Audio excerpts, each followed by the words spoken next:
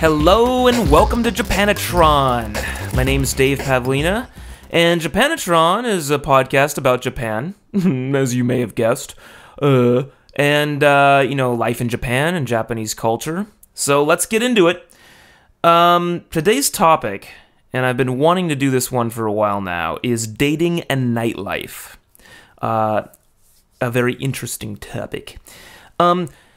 I'm not going to talk about what's the same, when it comes to, like, the U.S. and Japan. I mean, Japan has bars, it has restaurants. We all know what those are, so no need to define that. It's not really all that interesting or different.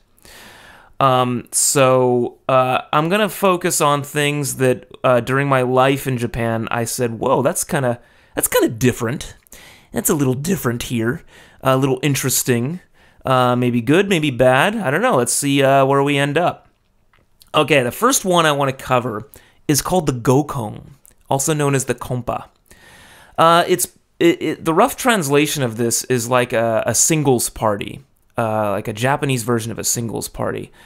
And there's some interesting differences here. When I think of a U.S., an American Western style singles party, I think of kind of the house party culture. In the U.S. we have bigger houses, so we'll throw a house party and you invite a bunch of friends and friends of friends and friends and friends and friends, and you fill your house with a bunch of, mutual kind of friends, that way. It's like a Facebook phenomenon. And you all hang out and meet each other, and, your buddy's girlfriend's roommate or something may be a cute girl or a cute guy or something that you want to talk to, and you meet through this way. That's almost like a singles party, right? And then there's other things in the U.S., those dating, speed dating and whatever. Anyways, Japan has this thing called the Gokon, and it's pretty cool. Japan doesn't have house party culture, so they do things at restaurants usually.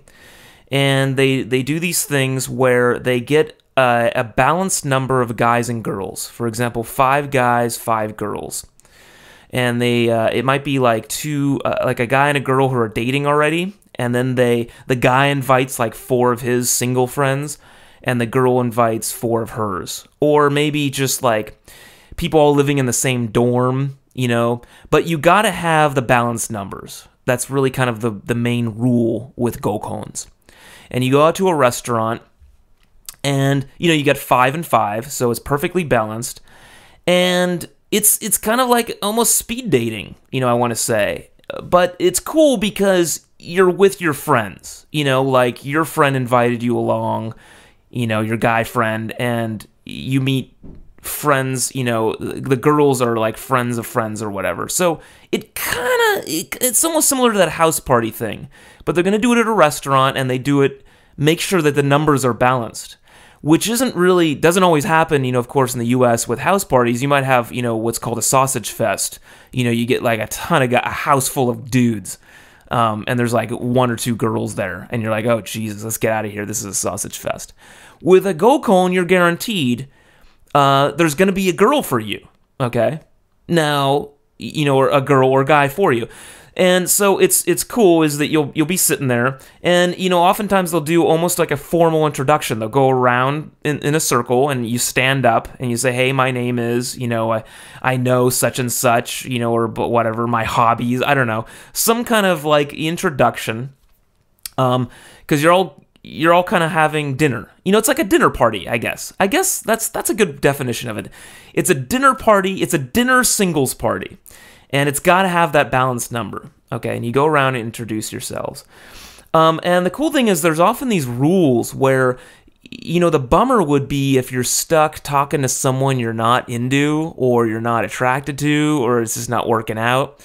So often with Gokons, they'll have this kind of rotation rule. Okay, let's everyone rotate. Let's switch partners. Don't be stuck there talking to the same guy or girl all night, okay? And then, if you're hitting it off with someone, you don't really want to end it, but hey, you can get their number, their digits, and, go on an individual date later on. So the idea of the Gokon is that you meet new people, and you're in this kind of environment that's friendly. You know, you're out at a restaurant having a good dinner, drinking. Hopefully the food is good, and it's kind of a cool idea. I always thought this would work relatively well in the U.S. I think we have our own take on it, like I said, with the house parties and speed dating and all those things. So I don't know. We already kind of have our own flavor of Gokon, you know, if you will. So I don't know. It would be interesting though, is if someone kind of marketed it in the U.S. as like a Japanese style singles party or a Japanese style, or even just called it a Gokon. I don't know if that would catch on. It's just interesting. I always thought that's kind of a cool way. It's kind of like your friend has a girlfriend and he's going to introduce, you know, his girlfriend's going to hook you up and just let's put together this kind of party. And the thing I liked about it is it's very casual. There's no real, like, says that you have to hook up with someone, or, you know, you're all, like, looking for love, and, you know, you're trying to find the one, or you're trying to find your marriage partner or something like that. I think they're popular with college students, of course. It has a very casual kind of image to it. So that's the Gokon, also known as the Kompa. I like to tell some stories. I want to know about 3 of them in my life. Okay, which isn't that many, but when I was living in Tolteri, I was single, and people were always telling me this, you know, you got to do Gokon, you know, you're young, you're single. Let's put this together, let's hook this up. So I met a guy who owned a bar, and I'll go into that later, because this bar turned out to be interesting. But he owned a bar and said, hey, why don't we hook up like a Gokon? It'd be an interesting Japanese experience for you, a Japanese dude. And I'm like, I'd heard of this. I already knew what a Gokon was. I'm like, yeah, this sounds fun. It sounds interesting. You know, I could always go out. Hey, you want to meet these girls? Hey, I'm not going to turn it down. So, the catch was I had to bring a guy, and, of course, the owner of the bar, they said, you know, bring a foreigner. Okay. Cause that's got appeal to it, especially in a countryside town like Tolteri. So, unfortunately for me, I was into the whole, I didn't really want to hang out too much with the foreigners. I had nothing against them, of course. I was living in countryside Japan, and I didn't really move out there to make friends with a bunch of foreigners. You know, not, like I said, not that I had anything wrong with them. I didn't have any, like, bad blood or anything with them. It's just I chose, like, hey, I'm in the countryside Japan. I should try to, like, make some Japanese friends, you know, really experience the genuine culture. You know, I didn't come all the way out to Japan to hang out with a bunch of white dudes. So, I knew one foreigner, which was my coworker at Eon, you know, the English language school. So I was hoping maybe he knew someone else. But it didn't really happen, and it was fine because he said, you know, it's fine, we could just bring your coworker, and then we got me, and it was 3 guys. It was a 3-and-3, 3x3 Gokon. And so he hooked us up, we went, and the girls were a little bit older because the owner of the bar was a little bit older. But it was cool. They were nice. They were sweet girls. I don't know what happened though. We went out to dinner. And then we kind of almost did like an after party. Like after the dinner, we were having a good time, and we decided to go out to a darts bar. You know, and so we hopped in a taxi, and we did like an after party with it almost. And we're hanging out at the darts bar, and I don't know, it just started going south. I don't know. We kept going to place after place. Like we started at his bar for like before dinner drinks. Then we did dinner, and that was fun. And yeah, the chemistry was fine. It wasn't. I wasn't getting the feeling that we were like really meeting the loves of our lives, but it was a fun time. It was good. My coworker didn't speak much Japanese, which was interesting. But the thing is, the liquor was flowing, and I don't know. I hate to say it, but it started becoming a blur after a while, and that was because of the massive amounts of liquor. by the third place, like I said, we did pre-dinner drinks at his bar, we did dinner, then we ended up at this darts bar, and that's where it started going south, because we had a large amount of alcohol in our stomach by this time. And I don't know what happened, we just started hanging out with other people at the darts bar. And I must have been insanely drunk, because this night started becoming a blur. And we hopped in a taxi. I do remember going home. And here's the funny part. It was in the dead of winter, and it was snowing like crazy. There was like at least a foot of snow on the ground already. And I was bundled up, of course. But when I woke up the next morning, I had no jacket. Like, I had left all that stuff at the darts bar. Like, my leather jacket and my heavy leather jacket for, the really warm one, and my scarf and everything. So I just went home with just like jeans and a shirt on in the dead of winter. Now, granted, we just hopped in a taxi, but I just think that's kind of funny, is that I was that drunk that I just walked out of the bar with just a shirt on. totally forgot everything. I mean, I could have left my wallet there for God's sakes. Anyways, long story short, it was a good time. We got way too drunk. I think the girls probably got a little upset at that, because we kind of ditched them. I guess after a point, we just kind of started doing our own thing almost. There wasn't a second follow-up date for either of us with that one. But it was a good time. I do admit, for my first Gokon, it was fun. I think the follow-up ones, I told myself, hey, Dave, you probably shouldn't drink as much. You're with ladies, I was a gentleman, I didn't do anything rash, but I did get way too drunk for my own good, and that probably made a bad first impression. I mean, you have to keep in mind, a Gokon is, it's a first impression, it's a singles dinner party is basically the way I'm going to define it. Okay, incident number 2. Again, same guy with the bar. This is another very small one. This time, the proprietor of the bar did not join us. I wonder why. He brought just 2 girls, again, friends of his, acquaintances or something. A little older, of course, again. The guy was a little older than us. But again, we knew what to expect because of the first one, so that was fine. We were fine with older women. Japanese women, even though they're older, they look younger, so cool. That was fine. We didn't care. They're very sweet. They're very sweet. And I'm not going to say that as a predecessor to saying that they weren't attractive. They were cute. They weren't like model gorgeous. I wasn't expecting that, but they were very sweet. Again, I brought my coworker, and this time we're more in control. We went easy on the pre-dinner drinks this time, and we just did dinner. We didn't do the follow-up after party at bar after bar. We didn't do bar hopping. Okay, so we kept our heads on our shoulders this time. We were more in control, which was good. And we had a good time. They were very sweet girls, and this time, I don't know, maybe I shouldn't say girls, they were women. They were women. And I kind of hit it off. The personality of this one woman, she's an elementary school teacher, very genki, as they say, very outgoing, very energetic, full of life. And I did go on a follow-up date with her. And she didn't really speak any English at all, and my Japanese was pretty rough around the edges. It still is. So it made for an interesting follow-up date, and we did like lunches, those like really casual lunches. We didn't really want to do the evening dates.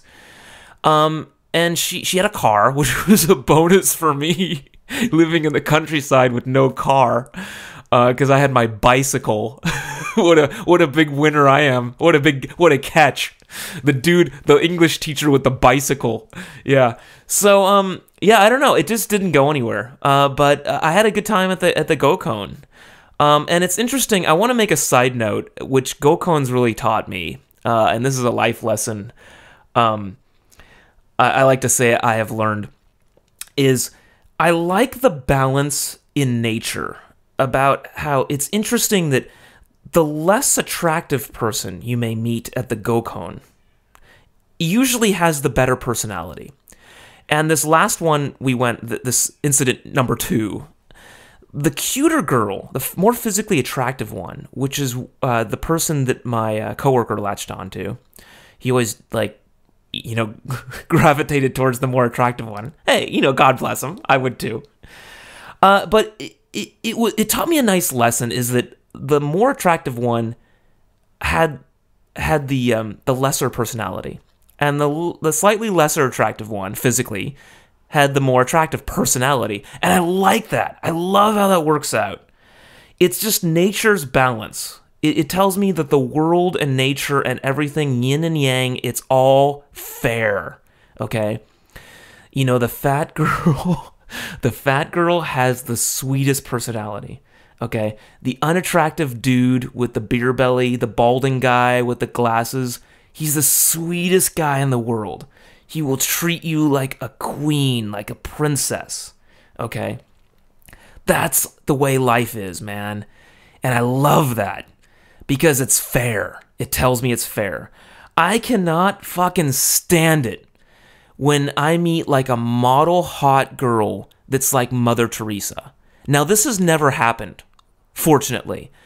But it drives me nuts when I meet a really, really good-looking girl and she's like super sweet. There's a voice in the back of my head telling me, what is wrong with her? There's got to be something wrong. There's got to be a dark side. There's got to be some kind of evil, murderous problem, some dark underbelly to this girl that is hidden, okay? And it really makes me suspicious, because if you can't see the flaw, apparently you're gonna get it eventually. If she's like super hot, there's something wrong there, okay? It just drives me crazy. You can't have it all. You can't have it all. It will drive me nuts, okay, if it's like Mother Teresa, that's super hot model. Okay? So it's just fair. It all works out. I love it. When I see a model hot Supergirl and I talk to her and she's like, she's a total bitch or totally dumb or just like the personality isn't there, I love it. I take a deep breath and life is fair. I love that. Okay, I digress. That's what Gokon's taught me. Last little story is Gokon number 3. And this is one I sort of hooked up myself. Okay, I had gone on these first 2, almost like training missions. And I was like, hey, number 3, let's hook this up myself. Let's do it. And what happened was I went to a beach party that a foreigner in Tolteri had set up. He was kind of the local long-term living in Tolteri foreigner. And he did this like yearly beach party, which was wild. It was awesome. Because Tolteri being so countryside, it didn't really have much in the way of parties and stuff. Okay. So anyways, we went to this beach party and I met this super cute girl. Really nice. Okay, and I was worried, okay, what's wrong with her? Anyways, super cute girl, got the digits, okay, kind of started texting each other, whatnot, and she suggested, yeah, I guess she suggested it, didn't it? I guess it was her idea.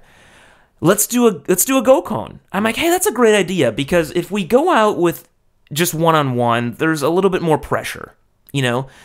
But with this, you know, you got a wingman, you know, it's more casual. You're with friends, you know? It's like a friend group date. So it's kind of cool. So we hooked it up. It was me and this girl. Now the problem was that I was really interested in this one girl, which kind of breaks one of the rules of Gokon, which is, you know, you got to rotate, right? But fortunately, I think her friends knew that. So we were going to hook up a 3x3. Okay, so it was going to be me and this girl, and then she was going to bring 2 friends. I was supposed to bring 2. Of course, I had my coworker again. I asked him, hey, I don't really know. She wanted foreigners, of course. I don't know, some kind of obsession with that in the countryside of Japan. Bring a foreigner, bring a foreign dude. It'll be interesting. So 3 Japanese girls and 3 foreigner dudes. That's what we were going for. I asked him, hey, can you bring a friend? He's like, don't worry, I got it. We're meeting in front of this restaurant. So my coworker's there, and I'm like, hey, where's your friend? He's like, let me call him up. Dude cancels on us. I'm like, oh no, man, it's messed up. It's one thing for a friend not to come to a house party. It's not even anything if he doesn't come. So who cares? But with a Gokon, you got that rule, man. You got 3x3. You got 3 girls coming. You got to produce 3 guys. And I'm like, damn, this is embarrassing. 3 girls are going to show up, and then we got 2 dudes. We look like a bunch of assholes. So, anyways, girl shows up. Actually, 2 girls show up. And I say, I'm so sorry, the 3rd guy canceled on us. And she was cool with it. And she said, don't worry, the 3rd girl's actually running late. Okay, so don't worry about it. So we go into the restaurant, and it was cool because it was really small, of course. We had 2 and 2. But it was fine because I was super interested in this one girl. And the friend she brought was pretty cute too. And so my friend was happy, I just we just introduced him to this girl, and so we're just all sort of sitting there and talking. Unfortunately, I was kind of like really into this girl, and I should have tried to make it more of a kind of a group conversation. But we're having a good conversation. I was having a great conversation with the girl. She was an English teacher, Japanese girl, so we had that in common, and so it was going well. I was trying to bring her friend into the conversation. It was a tough balance, though, because her friend didn't speak English. She did, of course, because she's an English teacher. And my friend didn't really speak Japanese. So we're trying to kind of balance out this communication. And with her friend being the English teacher, like super fluent in both, of course, native in Japanese and fluent in English, she was kind of playing translator. But it was working out. Because it was small. 3rd girl shows up, okay, and she's like really cute. So my friend was really happy because he had like 2 girls to himself, basically. So he was like in heaven here. It was a good time, despite the mess up with the balance, the guy not showing up. So it was okay, and they were happy despite the guy not showing up. And at the end, it was cool. And of course, her friends knew I was super interested in her, and she's like, "Hey, let's do this again." So, I follow up with her, and but it was interesting is that she sort of said like, I wanted to kind of go on a solo date. I was like, should we do another Gokon, or can I just kind of start going on a solo date with her? Because it went so well at the Gokon. There's no problems with the conversation there. So I kind of went in for the solo date, and she sort of told me like, I'm kind of going out with this other guy in another city. And I'm like, oh. So basically I got the feeling it's not going to happen with this girl. And then she's like, oh, but, we can do another Gokon. And I'm like, why? That's kind of awkward. Like, you just told me it's not going to happen because you're sort of going out with another dude and you want to go on another Gokon. So, of course, my friend wanted to make it happen, but I kind of didn't do it. And maybe, I don't know, maybe I should have. I don't know. Write in and let me know your opinion on this. But I just got the feeling it's not going to happen solo with this girl, because once I asked for the solo date, she's like, I'm kind of going out with a guy. And I'm like, why do you want to do a Gokon then? I don't know, maybe I should have, because on second thought, I could have met one of her friends. I don't know, but that is kind of weird. Like, she just kind of passes me off to a friend of hers. I don't know. Anyways, it didn't happen. Then an interesting thing happened was her friend contacted me and wanted to set up Gokon number 4, the follow-up one. So she wanted to make it happen, okay? And she said, hey, we don't even have to bring my friend, the one that you were interested in. And so I was thinking about it, and it was weird. She lived in another city, actually, like over an hour away, okay? She was going to bring 2 friends. She wanted me to bring, my coworker and hopefully another foreign guy. And so my friend said, you know what, the foreign guy is not going to come. My friend's not going to come. So I had a student, Japanese dude, real hilarious guy, outgoing, and I'm like, man, this guy's gonna be a blast at a Gokon. Maybe we should do this. So I brought it up with him.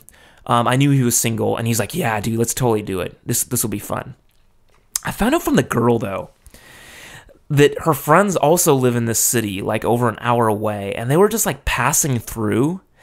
And I don't know, I got the strong impression that they didn't really see it as like a normal Gokon. Like, hey, let's meet these dudes. They might be cool, and maybe we can go on a date or something. I don't know. I just got the strong feeling that they wanted to just, they were like, had some kind of weird foreigner, like obsession. It's hard to explain. Just a weird taste in my mouth. Like, almost like dance, monkey, dance for us. We want to go out on this Gokon because you're foreigners and it's got some weird twisted appeal to it. So I actually turned it down. And again, write in and tell me your opinion on this. Because I just got this weird, like, you're just passing through. It was just weird. It's just like a one-time thing, and it had no possibility of any kind of follow-up. And I felt like that was going to be a big letdown, especially if the guys were, especially if the girls were going to be like really cute and they're like, oh, we're going back to our town over an hour away. And I don't know. It was just like, I really got the feeling it was going to be a one-time thing, so I turned it down. Anyways, that's my Gokon stories. So yeah, I hope that explains well what a Gokon is. I thought that was kind of interesting because I've never heard of anything like that in the U.S. Like I said, the most similar thing is maybe like a dinner party, singles party type of thing. Moving on, I want to talk about the dance events in Tottori especially. Now, Tokyo, a city this size, we got the normal, Western bars and clubs, dance clubs. They're not as big, but I don't really want to get into that because there's not really that many differences. There's not really much interesting there to talk about, at least for me. So I want to talk about Tottori because that had an interesting thing with the dance and club and nightlife events. Because it was so countryside, they didn't really even have a dance club. They did events at these like spaces that would host these things, these dance events. And it was maybe once or twice a month. And because it was so rare, everyone in the whole town went. And it was funny because it was almost like in like someone's garage or something, and there'd be like a DJ. And the music was so-so. The drinks were fine because they were not too expensive because this is not Tokyo, this is Tottori, this is the countryside. And it was interesting. It's just funny to note because it told me that these dance events told me very vividly that Japan does not have Western dance culture. Okay. In the US, you got school dances, you got prom, you got that whole culture with pair dance. Slow dancing, whatever. Dancing, guy dances with a girl, dance floor, dance club, hip hop, blah, blah, blah. You got that whole culture. And Japan, of course, has that, but it's been imported. And traditionally, they don't have that. They don't have school dances, really. They don't have prom. Hell no, they don't have prom. And their traditional dances like Matsuri, it's festivals. They do these group dances in circles. It's almost like country line dancing, I want to say. It's not pair dance. It's not meet a girl on the dance floor, lovey-dovey dance. It's big group festival dance. And I saw that at this dance event, and it was funny. Is they had a DJ playing like techno.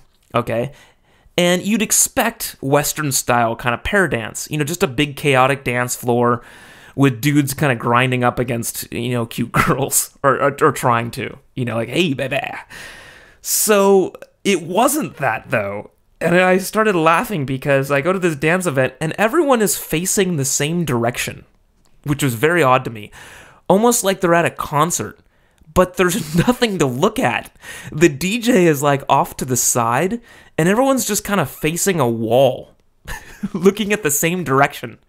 Like I said, it looked like country line dancing. That's the best way I can explain it.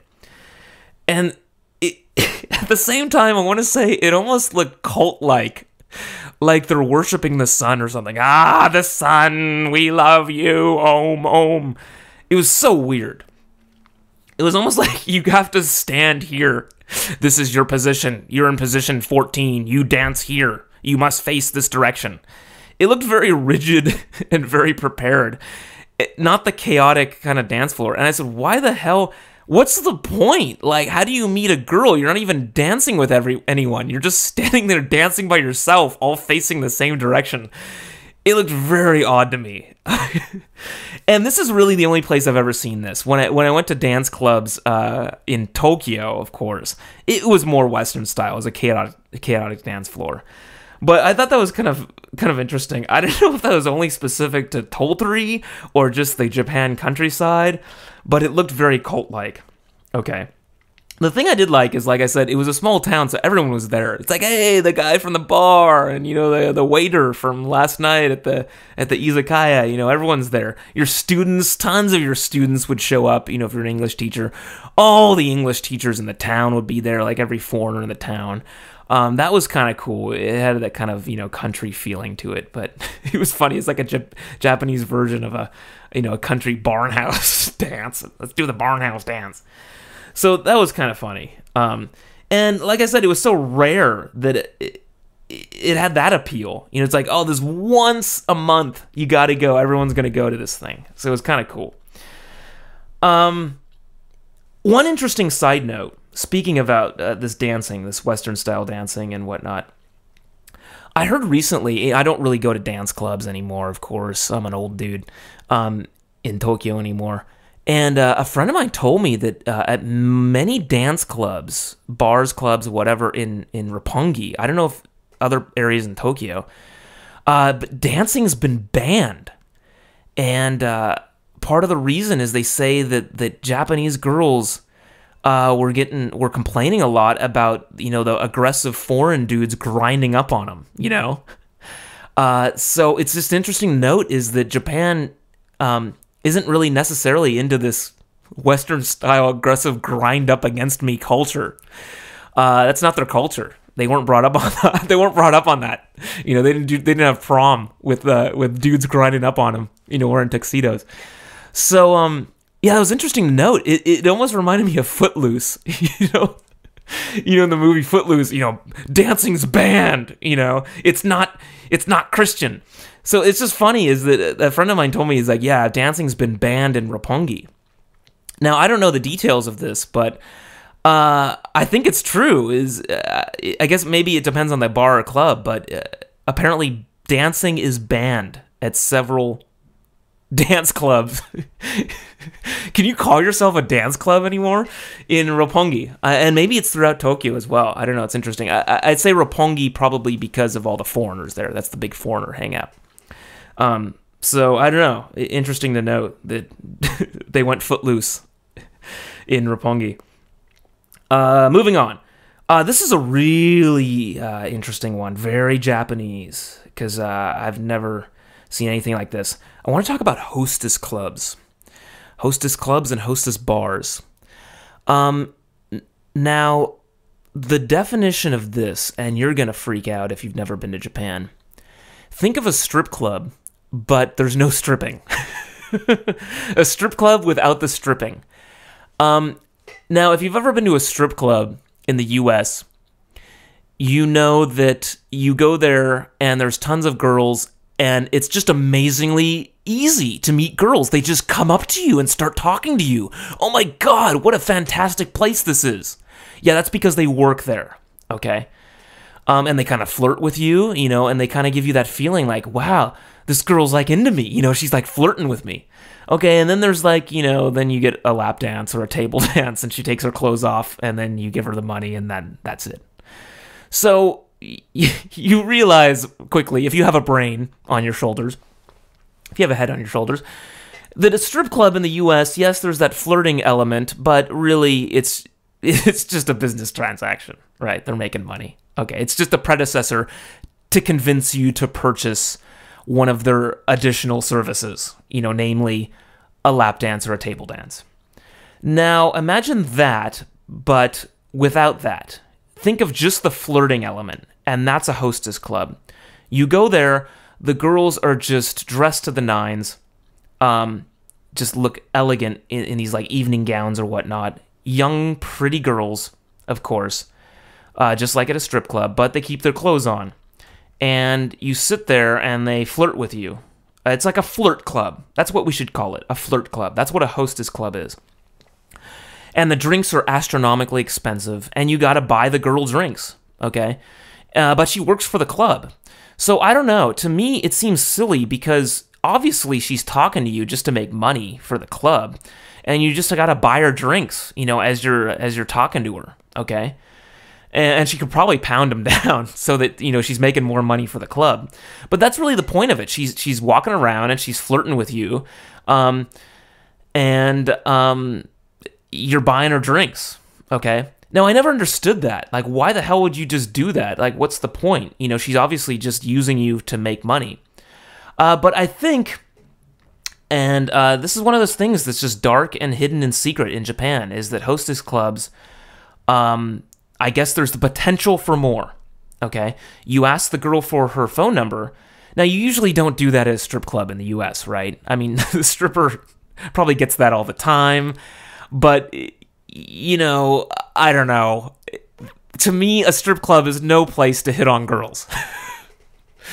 Okay, I don't know. They probably get it all the time, but, it's just such an obvious thing. Like, you hit on a stripper. God, I don't know. Are you really going to date her? I don't know. But I guess in the hostess club, she's not taking her clothes off. You're not paying her for a lap dance. They're kind of setting up this thing like, hey...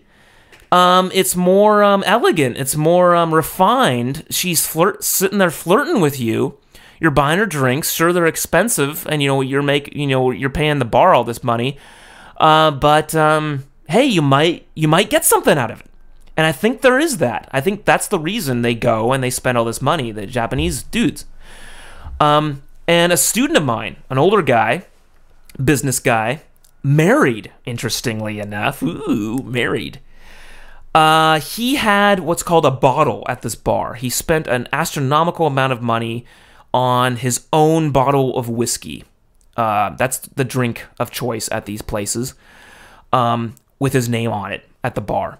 And so he'd go there and he'd work through this bottle that was astronomically expensive. It's kind of like almost like a membership, I want to say. And he said, hey, let me take you here. Now, some guys do this as a thing with their clients. They take a client out for a business thing, and it's not a strip club, it's classier. So I guess it is acceptable in Japan to take a business client to a hostess club, and you're sitting there flirting with the girls, and this potential, business partner is buying your drinks, and showing you a good time, okay? And it's classy because the girls are keeping their clothes on. So I guess that's an appeal to it as well. Anyways, he takes me out, and of course this girl is super cute, okay? All these girls are showing up, and there's like the mama-san, which is like the older kind of overseer, okay? She's pretty too, but she's like she's like a former queen. She's a little bit, advanced in age, I want to say. Okay, but they're all dressed up, and we're sitting there, and he's pouring me his whiskey, and I appreciated that, and he didn't make me pay a dime, so I'm not going to refuse it. But the guy showed me a good time. It was interesting, and, the girl, of course, is very outgoing and flirtatious, of course, but in a classy way. She's not all, like, drunk and all over you, like a stripper may be, but it's a classy time. And the guy said, I was single at the time, and the girl wasn't much younger than me. We're on the same age. The guy was older, so he wasn't gonna do anything. He was married, but he was cool. He wasn't a cheat or anything like that. So I don't know how the wife would feel. She probably knows, but I don't know. Maybe she's cool with it because the girls keep their clothes on. Anyways, he said we're at this hostess club. He's like, hey, why don't you give David why don't you give him your number? Okay, and she does. And she was cool with it. And so he was kind of trying to hook me up. And I appreciated it. She was cute, of course. And I'm like, what do I do? She's a hostess. It's like, I didn't really understand what's the protocol on this. It felt awkward. It was almost like I asked a stripper out. I don't know. It's just very awkward for me. And so I did call her up because my student is like, dude, you got to call her. Come on. She's like super cute. Come on. You got to do this. Dude, he told me point blank, you know what? I want to live vicariously through you. Okay, so you got to call her. You got to go out with this girl. Because if I was your age and I was single, I would totally ask this girl out in a second. Okay, I'm older. I'm married. I have kids. I want to live vicariously through you. I want this to happen. So I call her up, and she agrees to go out. And I'm like, I don't know. Is this some kind of extension of the Hostess Club? Is this some kind of business transaction? I don't know. So we go out, and I take her on a date, and it's a first date, so I pay. I didn't do Dutch thing on a first date. I don't do that. I say if it's a first date and I'm asking, I'm gonna pay. So I take her out to a relatively classy restaurant, not like super expensive. Come on, I'm an English teacher. And so we go out, and it's all right. She's kind of actually, you know, at the Hostess Club, she was a little different, of course, as you'd expect. Her personality was a little bit more quiet during the date. And she wasn't all that interesting as the conversation went on, you know, because you run out of stuff to talk to. You got like the base information, you know, where you're from and what you do in your family and whatnot. And anyways, we went out on maybe a couple dates, and I just got the weird feeling this just wasn't happening. Like, I was really attracted to her physically, but again, like I said with the balance thing, her personality wasn't all that, you know, and like I said, I was almost satisfied because she was so good looking. And it just told me again with the balance, you know, you can't go after the super hot girls if you want a personality on her. I don't know what happened. There was this awkward moment where after one of the dates, I tried to kiss her and she did the cheek thing. Ooh. You know, like I went in for the kiss, the goodnight kiss, and she turned the cheek. Ooh. Yeah, awkward. Yeah, so I decided after that incident, I'm not going to call her back. That was really awkward. And I even told my student kept, you know, probing me for info. How's it going with this girl? And I told him that story, and he's like, ooh, awkward. Yeah, we both agreed. That was one thing we could agree on. Japanese guy, American dude, we both agreed that was awkward. And she called me for a follow-up, and I got the strong impression that she wanted a foreigner friend because she studied English abroad, and she had just moved back to Tolteri, and she wanted to keep up her English. You know, it was almost like a free English lesson or something for her, and she wanted to keep me kind of on the leash, you know, on the string as kind of a guy friend that she could go out with for a drink and have some English practice. And I'm like, oh, that's going to drive me crazy because you're way too hot. You're way too cute for that. That's going to drive me crazy. Yeah, I just want an English language partner friend. Oh, she didn't say that, but I really got that strong impression. So that just sort of fizzled out. I kind of, I don't know if I didn't return her call or she didn't return mine. Anyways, yeah, I just kind of gave up on it. It was just going to get really frustrating. And, you know, I figure, you know, if it's meant to be, you know, it just really works out from the beginning. I mean, I don't know, you know, I'm all for that, you know, never give up and just keep fighting for what you want. But man, when you meet a girl or a guy, you know, a member of the opposite sex, and it's just a struggle from the beginning, man, I don't know, it's just a bummer. Just, you know, the things that have worked out, you know, when a date has turned into a girlfriend or a relationship, it was just way different. It just worked out from the beginning. You know, like we hit it off from the beginning, and she returns my calls, and there's really no problems with that. There's no games. And I like that. And I hate the game playing thing. So, I don't know. Like, I don't know. I'm just not that type to do the game. You know, you got to wait this many days and all that. You know, all that stuff presented in the movie Swingers. You know, it just seems to me, if it works out, it works out. And if I go in for a goodnight kiss and she turns a cheek, oh, that's never going to happen. That's just no amount of like going out and dating and getting to know her and attempting another kiss attempt. No, this is not going to happen. If I get a cheek, I have failed. I have failed completely. I have crashed and burned, and I should dust myself off and move on to the next. Okay, which is what I did with this one. So, okay, moving on. I want to talk more about hostess clubs. I want to talk about hostess bars. Now, these are interesting because these are basically hostess clubs in disguise. They look like bars, but they don't have the typical hostess setup. And I got tricked. I was frequenting a bar, and I had no idea until someone told me, yeah, you know, that's a hostess bar, okay?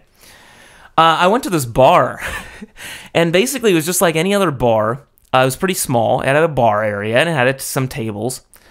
But the only exception was the bartenders were super hot girls. And, you know, and that should have told me from the beginning that something was up with this bar. But I had no clue. I just thought that the owner of the bar, which is the friend of mine that I mentioned, I befriended the owner of this bar. This turned out to be a hostess bar. Okay, I had no idea. I thought it was just a bar where the guy was hiring super hot bartenders. Okay, a friend of mine took me to this bar, a different student, and we sat at a table. And the drinks were what you would expect to pay at a bar. You know, they were reasonable. So the thing is hanging out there with a friend, and we're, you know, just having a drink at a bar. And I'm like, damn, this bar is cool, man. The bartenders are hot. I'm coming back here. So I decided, as sort of, I want to say, a Japanese study technique, after teaching English, now English school, I would finish work around 9 p.m., which is perfect time to go to a bar. So after work, and the greatest thing I want to mention is that I didn't have work the next day until maybe noon or 12 the next day. So you could go to a bar after work, no problem, and have a few drinks, and you'd be fine for work the next day because you didn't start until noon at the earliest. So that was kind of cool about life when I was teaching English in the countryside. So anyways, I'm like, you know what? I want to go to this bar, and to study Japanese, I'm gonna talk to these cute girls that work at the bar as my study technique. Okay, that's the way I'm gonna practice Japanese. That's what I resolved to do, and I thought that would keep me motivated for fairly obvious reasons. So I started frequenting this bar, and the first thing I noticed is that when I sat at the bar, which obviously sitting at the bar would give you an opportunity to talk to the cute girls. Number one, the first drink was way more expensive. They tagged on like a 1,000 yen, like a $10 sitting at the bar fee, okay, which is what they had. And they had this on the menu. So I realized, I'm like, oh, that first drink was really expensive. Why? And I see this sitting at the bar fee on the menu. If you sit at the bar, your first drink of the night is very, very expensive. It's plus $10. Okay, I'm like, damn, that sucks. But I wasn't too bummed about that because there's no tipping in Japan. So I'm like, okay, I don't have to tip this girl. Okay, that's the first thing I noticed. Second thing I noticed is the girl just talked to me. I mean, she didn't ignore me or anything. And the patron to bartender ratio was awesome. There may be like 3 dudes at the bar at most, and there's like 2 or 3 bartenders. So most likely when I go to the bar, and Tolteri, you know, like on a weeknight after school, I was like the only dude at the bar, and there'd be like 2 super hot girls working there. I started frequenting this place, and I had no idea until months later that, hey, Dave, did you know that bar it's a hostess bar? Those girls are supposed to talk to you, okay? That's why it's so easy. That's why they go up to you and start flirting with you. Now, I didn't really care so much because, number one, the girl was super cute. And number two, I was getting a hell of a lot of Japanese practice out of it. Now, I would go out to this bar for a few hours. I'd buy like a couple drinks, and I considered it a Japanese lesson. And when I did the math on how much I was paying, true, the drinks were really expensive, but I was nursing them. And I was getting my money's worth, in my opinion, because I was getting so much Japanese practice, and I was getting Japanese practice from a cute girl, which kept me motivated. So I had like a notebook out, and I'm taking notes, and I'm like writing, new kanji down and whatnot, and I'm learning all this from this cute girl. Okay, and I didn't know it was a Hostess bar. I don't know if it would have mattered anyway, but I asked the girl for her phone number. I started kind of texting her and whatnot. Okay. And she gave it to me. And at this time, I had no clue this was a Hostess bar. But I think maybe she was obligated to because she worked at this bar. And we started going out, and I had no idea I was like dating basically a hostess. Okay. And so I went on a date with her, and she said she had a boyfriend. And I didn't know what that was about. I'm like, why are you going out with me then? Okay, so I don't know what that was. Like, I paid for the date. I don't know. I guess she was just kind of taking advantage of a free lunch or a free dinner. I don't know. Nothing really came of it. But interestingly to note, I went to the bar because I was frequenting this bar, and the owner knew we had gone out. It was almost like I got the feeling she reported back to him.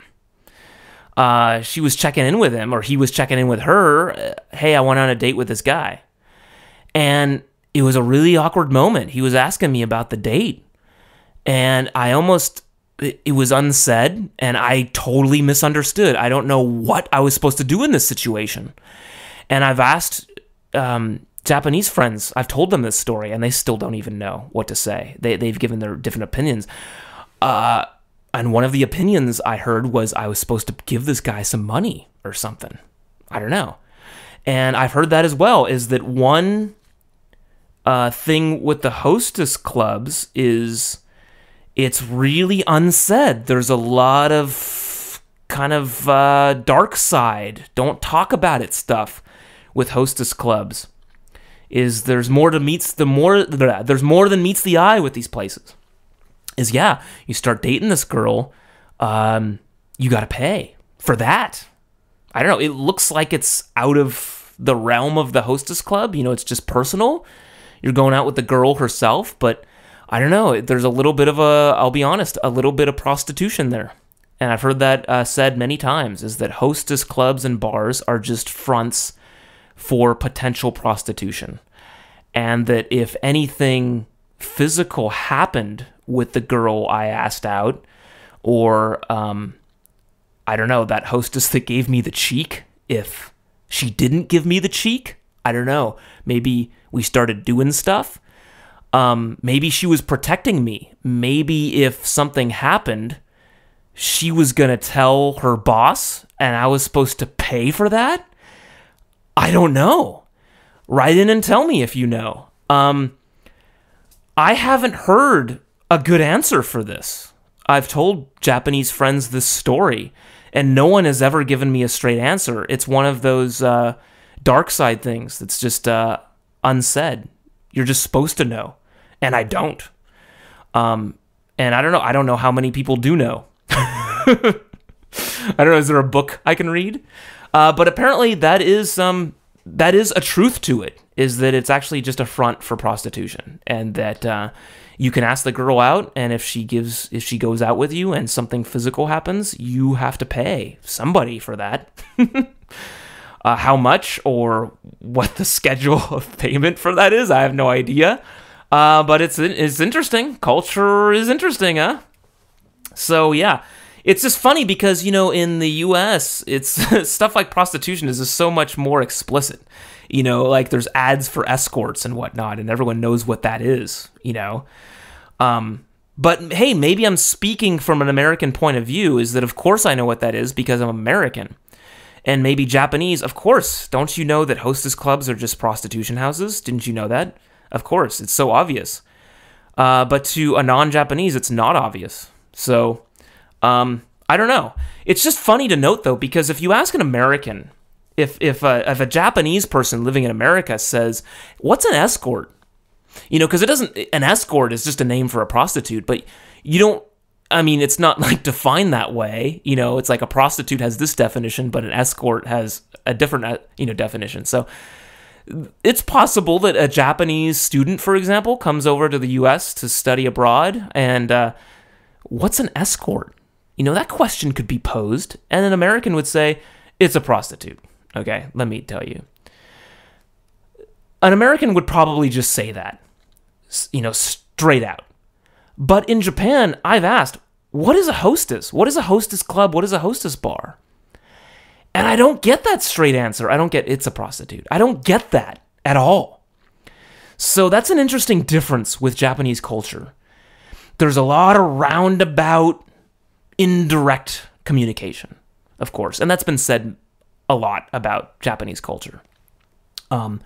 So yeah, it's a very good example is hostess clubs and bars. It's one of those things they just don't explicitly tell you it's an escort. Maybe it isn't explicitly an escort. It's just kind of this very unsaid, subtle thing. And maybe that's what makes it attractive, because you're not just straight out paying for sex. You kind of flirt and, you date. And maybe there's this kind of element of courting that's going on that makes it more real. And I don't know, perhaps, there's crazier things that have happened. Maybe, I'm sure a client has married or dated and gone on to marry a hostess. I don't know, I'm sure that's happened. Just as maybe a client has married a stripper. So, I don't know, interesting. Hostess clubs and bars. There you go. The last one I want to cover is called Omiai. And I will say I know the least about this one because I've never done it, and you'll know why. Omiai is basically traditional arranged marriage in Japan. And that's the traditional meaning of it. And the nouveau meaning has taken on kind of something else. Because in this day and age, people don't really want to do arranged marriage, right? In this global culture we live in, we don't really want to do that anymore. Okay, and that includes young Japanese people, or even of marriage age Japanese people. They don't really want to arrange a marriage. There's just too much pressure. So I will say I don't think it has that same like, hey, here's your guy, you're marrying him. Enough said. There's not that much pressure about it. But it does have the connotation is that if you're going to do Omiai, you're looking for the love of your life. You're looking for a marriage partner. That's the point. The first person you meet, is that the one you have to marry? No, I don't think they do that anymore. But it does have a much more serious connotation than just dating, okay? And traditionally, this is going to be family. Your mom or dad or your neighbors or people in the neighborhood. They're going to set up a formal meeting. It's going to be kind of like that Gokon, but instead of friends, it's going to be your family or your neighbors. And here's the girl from the neighborhood, and here's you. You're getting a little older. Hey, maybe you even said, hey, mom, dad, I think it's time I got married. Can we do Omiai? And mom and dad, or maybe there's like the neighborhood, I forgot the name of this person, forgive me, but I'm going to say like the neighborhood witch doctor. Who kind of says, this is the pattern of the stars. They do the whole zodiac, the Japanese version of the zodiac thing, palm reading, whatnot, and say, this is your life partner. The stars are aligned for you. So we will set up this meeting. Okay, so there could be the neighborhood matchmaker. That's a better word than witch doctor. That will set up this meeting, and you have kind of like a formal dinner. I've seen it covered on TV. There's actually been more coverage of this on TV lately. And it looks like kind of, sometimes I've seen them wear suits, okay, and they have like a dinner at a house, okay, a house dinner, which is somewhat rare in Japan, and or maybe a formal restaurant. And hey, mom and dad on the other side, and hey, let's introduce you to the girl from the neighborhood. Okay. Now, like I said, I don't think there's as much pressure like, hey, we must get married. But hey, if it works out, it works out. But it's almost like a Gokon, but it's a lot more formal. There's more of that serious connotation to it, and you're not with your friends. You're kind of with more a formal setting, your family or people from the neighborhood or something. That's the traditional kind of setup for it. Now, like I said, there's been a lot more coverage with it, and they're almost like putting a new spin on it, kind of this more, this nouveau spin to it. And I've seen on TV they've actually been doing reality shows, Omiai reality shows. And I don't know who's first on this, but I think it's like The Bachelor or The Bachelorette. There's reality shows, but it's less staged and less rehearsed and scripted. And they have these big singles parties, I want to call them, and they call them Omiai parties. And they make it into a reality show. And they have a bunch of dudes who are single, and a bunch of ladies that are single, and they're a little older. They're not in their 20s. They're not college kids. They're in their maybe late 30s or something. A lot of them. And they just, on this reality show, they've been kind of covering, these Omiai things. They kind of do like a singles mixer type of event, and then they do maybe a more formal Omiai meeting type of thing. But it's kind of interesting, because it's got that more serious connotation, like The Bachelor or Bachelorette does, because, hey, there's pressure here. They're supposed to get married at the end, right? They're looking for their life partner. They're not just casually dating someone or looking for someone to meet. So, it's been interesting. It makes for interesting TV. In general, I've said this on my blog before, I'm not the biggest fan of Japanese TV, but it makes for kind of interesting viewing, culturally speaking, because Omiai, America doesn't really have much of that arranged marriage thing. We're a young country. We don't really do that. Unless the country, the immigrant country at the same time, does it. But American culture per se, I don't think has that arranged marriage culture in it. Japan does. Also is that lately they've been doing Omiai websites. And these are like your dating websites, but again, it has that more serious connotation. This is not for college-age people. This is for people looking for their life partner, the love of their life, the one. So if you join an Omiai website, it's not your standard dating website, which may be more casual. This is more formal. This is it. You're looking to settle down. You're looking for kids. So that's probably what you're going to talk about at Omiai, I'm assuming. And like I said, I'm gonna show my ignorance on this one. I've just seen this basically on TV, so that's like the extent of my knowledge and from what I've heard from people living here. But that's Omiai. Interesting cultural thing there.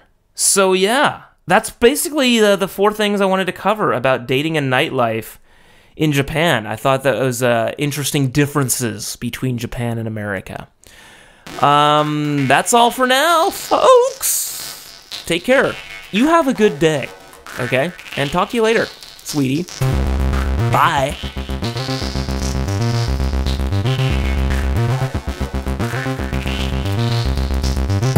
Welcome to Japanatron.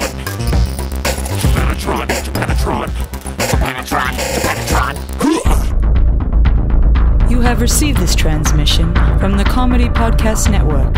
For more shows, visit comedypodcastnetwork.com.